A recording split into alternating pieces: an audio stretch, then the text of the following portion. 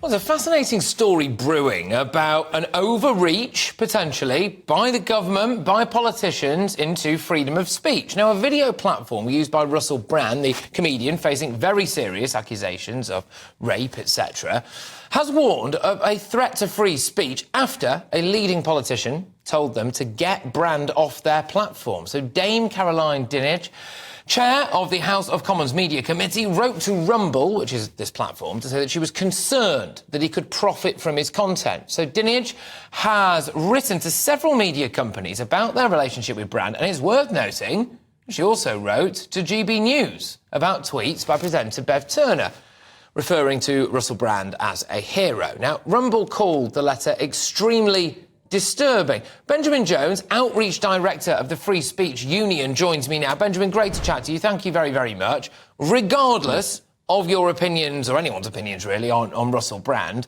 is this an overreach, the asphyxiating hand of the Orwellian state?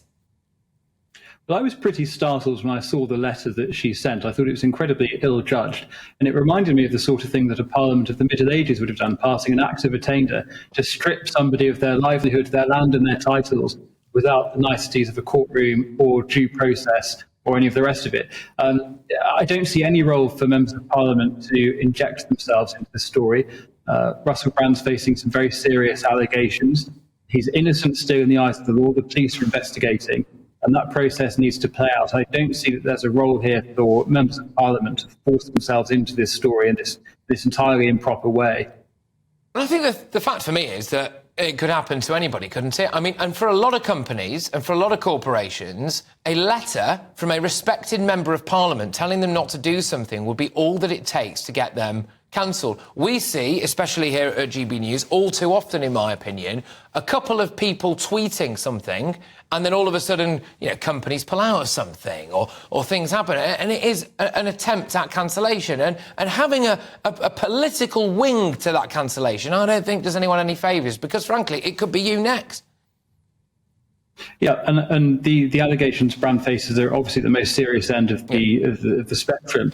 But I think once you start down the path of members of parliament thinking it's their job to intervene in stories of this nature, and try and have people demonetised before there's been any police investigation allowed to play out, before there's been a trial or any judicial process, I think once you start down that slippery slope, it's going to be very difficult for society to stop doing that. I think members of parliament need to have a much clearer idea of what their role is. There's no need for an MP to involve themselves in this way, in a case like this.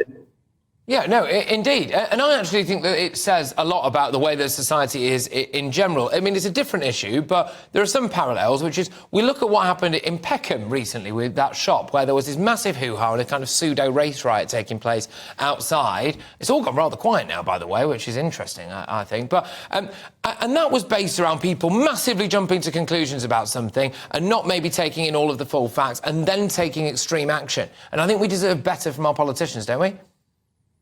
Yeah, I think politics and law can't be run in a way consistent with a TikTok attention span. A police investigation of this sort and a trial, if one follows, it's going to be an immensely time-consuming process. It's going to take months and years. It's not something that's going to be resolved in the 5 days or so that these accusations have been in the public domain. It's going to take much longer than that. No, indeed. Look, Benjamin, thank you very, very much. Always a pleasure. Benjamin Jones, their Outreach Director at the Free Speech Union, just reacting to politicians, or a politician really, getting bang involved with the old Russell Brand saga, contacting us, contacting Rumble. I find that absolutely disgraceful personally, but there we go. I'm sure that many people would disagree.